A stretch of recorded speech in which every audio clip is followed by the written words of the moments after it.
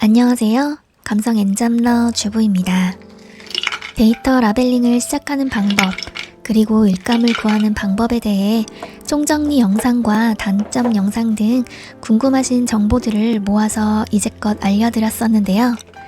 교육을 받지 않아도 자격증이 없어도 시작하실 수 있는 게 데이터 라벨링 업무인데, 구직 사이트에서는 어떻게 일감을 구하고 어떻게 설정을 해야 하는지 저에게 따로 DM이나 블로그 댓글로 많이 물어오셔서 오늘은 그 이야기를 하면서 비수기에 구직 사이트에 올라오는 알바에 참여를 하는 방법까지 이야기를 해볼까 합니다. 끝까지 시청해주시면 앞으로 집에서 일을 꾸준히 하시는 데 도움이 많이 되실 거예요. 먼저 저는 알바몬, 사람인, 잡코리아에서 데이터 라벨링, 크라우드 워커 등으로 일감을 조회를 해보는 편이에요. 그 중에 알바몬에서 많이 찾아보는데요. 맞춤 키워드를 설정해 놓으면 내가 작성한 이력서에 관련된 내용 외에 내가 구직하려는 알바를 맞춤 알바를 통해 보여주게 됩니다. AI 추천 알바나 맞춤 알바 등으로요. 내 계정으로 로그인을 해서 내 정보 쪽으로 가시면 AI 추천 알바에 뜨는 것이 내가 설정한 키워드에 대한 알바 목록과 내가 작성한 이력서 기준으로 조회되는 알바들입니다. 맞춤 알바의 업 직종을 데이터로 조회를 하면 데이터 수집 가공, 카테고리가 보이고 다른 부분은 만지지 마시고 저장을 하게 되면 관련 카테고리의 일감이 포함되어 보이게 돼요. 저는 지역을 포함해서 일반 사무도 등록을 해놓았고 전에 보여드린 적이 있지만 이력서를 총 3개 등록해 놓았기 때문에 그에 관련된 일감도 함께 조회가 되는데요. 그 중에 재택에서 가능한 업무들에 지원을 하고 연락이 오는 대로 일을 하는 편입니다. 내가 일감을 신중하게 골라 지원을 하다 보면 AI도 그와 비슷한 성향의 일감을 AI 추천 알바로 띄워줍니다. 남들과 다를 것도 없고 특별한 전문성이 있는 것도 아니지만 이런 구직 활동을 통해서 재택에서 상담을 하는 업무도 단기로 했었고 이런저런 일자리 참여를 다양하게 했습니다. 모두 다 재미있었고 집에서 하는 일이다 보니 가이드 이해도가 월등히 높아질 수 있었어요. 평소에 쓸 일이 없었던 다양한 전산들도 접해보고 경력 단절인 저에게 득이었지 실은 없었다고 생각합니다. 대부분 아이를 학교나 학원으로 보내고 집에서 혼자 할 수 있는 일들이었으니까요. 얼마 전에는 알바문에서 보고 지원한 업체에서 메일로 채용 연락이 와서 주말 알바를 했었고요. 다음날 바로 현금 입금을 받았는데요. 그때 구직 사이트로 집에서 하는 알바를 구하는 방법을 알려드려야겠다라는 생각이 들었어요. 실제로도 무슨 일을 한 건지 궁금해 하시는 분들도 계시고 인스타로 DM이 많이 와서 알려드렸었는데요. 제가 했었던 건 사진과 짧은 영상 제작이었고 영상을 찍는 것에 흥미가 있고 편집이 되신다면 그런 종류의 알바를 지원해보시거나 비수기 시즌에 간단한 원고 작성 업무를 해보시는 것도 좋을 것 같은데요. 저는 이전에 말씀드렸듯이 3년간 블로그 관리 대행업체의 일을 받아서 업체의 블로그를 관리하는 일을 했어요. 원고당 적으면 4,000원에서 많으면 2만원의 수익을 받았고 한 업체를 한 사람이 맡아 원고도 쓰고 글도 쓰고 카페 활성화 업무도 하면서 한 달에 적으면 30만원부터 많으면 150만원 정도까지 집에서 꾸준하게 돈을 벌었는데요. 유튜브가 활성화되면서 내 블로그로 돈을 벌고 수익 인증을 하는 사람들을 보면서 남의 블로그 관리해줄 시간에 내 블로그에 집중했다면 어땠을까 생각도 들고 글을 쓰고 또 쓰고 계속 쓰다 보니 마감 시간에 쫓기고 창작의 고통에 시달리면서 진짜 글 쓰는 일은 그만하고 싶다 하는 생각에 이제 원고를 쳐다보기 싫을 정도로 질려버렸어요. 하지만 블로그를 키우는 방법도 글을 잘 쓰는 것처럼 보이는 방법도 아주 저는 잘 알고 있습니다.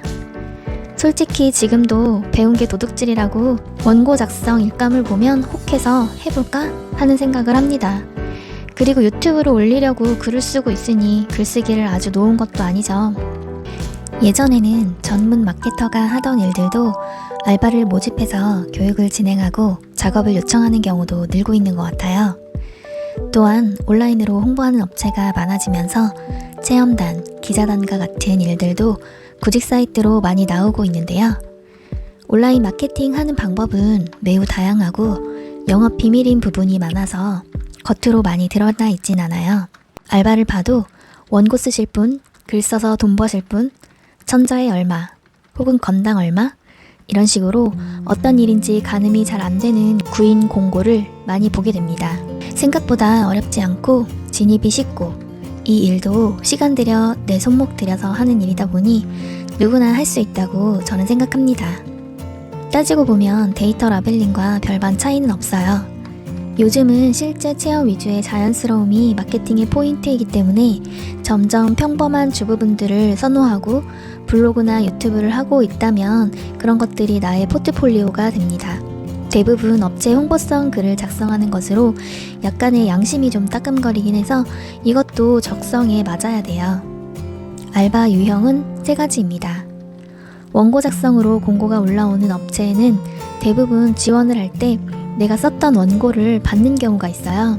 글의 맥락이나 글이 잘 읽히는지, 어떤 스타일로 글을 쓰는지를 보기 때문에 내 블로그 글 중 잘 썼다고 생각이 드는 것들을 파일로 첨부해서 같이 보내면 됩니다. 그리고 실제 글을 발행하면서 활동해야 하는 경우도 있어요. 사진과 가이드를 받고 그 가이드 내용이 글에 자연스럽게 녹아 들어가게끔 작성을 한 뒤 지시받은 곳에서 글을 배포하는 것입니다. 그리고 많이 알고 계신 기자단. 기자단은 공개적으로 모집하는 곳이 많죠. 사진과 가이드를 제공하고 글을 써서 본인 블로그에 직접 올리는 방식입니다. 체험단은 물품을 받고 직접 써보고 후기성으로 내 블로그에 글을 올리는 것입니다. 체험단 모집하는 것에 흥미를 가지시는 분이 계시다면 링크는 더보기에 남겨놓을 테니 한번 확인해 보시고요. 기자단의 경우 업체에서 제공한 사진을 가지고 내 블로그에 글을 작성해서 올려야 하기 때문에 중복되는 사진 때문에 또는 링크 때문에 내 블로그 지수가 위험해질 수 있어요. 링크를 넣어야 하는 곳이 있고 링크 없이 글만 올리는 곳도 있는데요. 기본적으로는 네이버는 외부 링크를 별로 좋아하지 않기 때문에 자꾸 홍보성 링크가 올라오거나 블로그에 다른 글은 안 올리면서 홍보글만 계속 올라오면 내 블로그가 저품질로 빠질 수 있으니 유의하셔야 합니다. 기자단 글을 올리면 그 뒤로 내 블로그 글을 좀 더 올리고 그 다음에 올리고 이렇게 하셔야 됩니다. 간혹 원고 작성으로 단가가 높은 곳을 살펴보면 키워드와 사진 등은 업체에서 제공을 하고 직접 업체 블로그를 관리하는 사람을 구하는 곳일 수 있어요.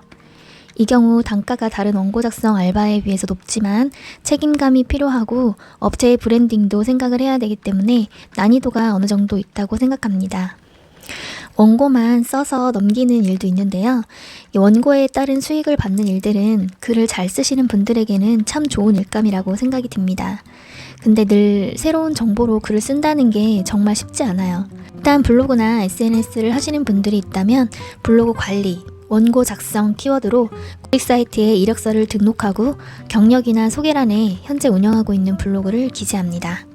그리고 원고 작성, 블로그 마케팅 등으로 일감을 찾아보시고 지원을 해주시면 됩니다. 이 일들은 모두 채용이 되면 톡방에 초대가 되고 특정 테스트를 거치면 계속해서 일감을 주며 꾸준하게 수익을 얻을 수도 있어요. 저는 처음에 이 일을 시작할 때 정말 나한테 딱 맞는 일이다 감탄하면서 작은 수익에 만족하면서 글을 썼는데요. 진짜 딱 3년이었어요. 글 쓰는데 지쳐서 제 블로그를 잘 안 하게 돼서 문제였어요. 하지만 또 사람 일이라는 건 모르고 데이터 라벨링 일처럼 이 일도 참 다양하기 때문에 들어가기 힘든 회사가 알짜배기라고 생각하고 지원해서 활동해 보시면 집에서도 일을 하면서 많이는 아니어도 일정한 수입을 기대할 수 있습니다. 그리고 한 달 열심히 해도 치킨값이라는 애드포스트 수익보다 남의 원고 써주고 받는 원고료가 더 짭짤할 수 있어요. 대부분 건당 얼마 딱 정해져 있어서 내가 하는 만큼 버는 것이니 안정적이기도 하고요.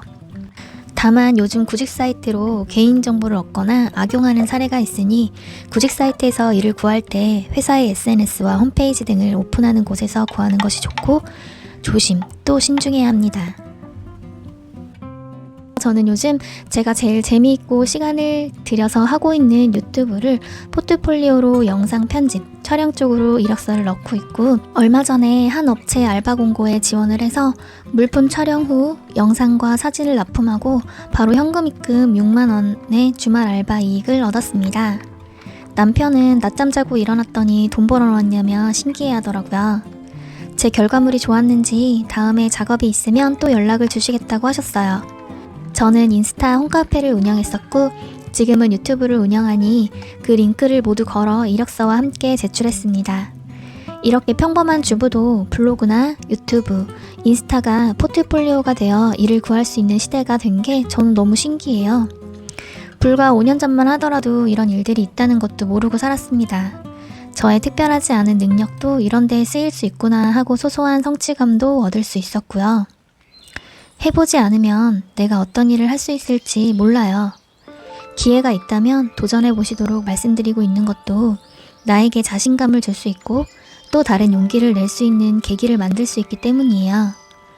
쉬운 것부터, 내가 할 수 있는 것부터 하나하나 차근차근 하다 보면 어느 분야에서 전문가가 되어 있을 겁니다. 그 결과가 꼭 대단한 건 아니어도 돼요. 실수를 해도 좀 못나 보여도 스스로 느리다고 생각이 들어도 괜찮아, 다음에 잘해내면 되지 하고 나를 위로해주고 끌고 나가세요. 내 행복의 기준은 내 안에서 찾는 거지 남들과 비교하며 찾을 순 없으니까요. 남들이 보는 기준보다 내가 얼마나 만족하고 일을 할 수 있는지 생각하면 돼요. 내게 기회를 주지 않고 그냥 처음부터 잘하는 것을 바란다면 그건 내게 너무 가혹하게 구는 행동이라고 생각해요. 재택으로 일할 사람을 구인하는 쪽에서도 재택에서 뭐라도 했던 경험이 있는 분들께 기회를 주는 것이고, 작은 일 하나라도 나를 나타낼 수 있는 이력이 되니 너무 어렵게 여기지 않으셨으면 좋겠습니다. 오늘도 봐주셔서 감사합니다.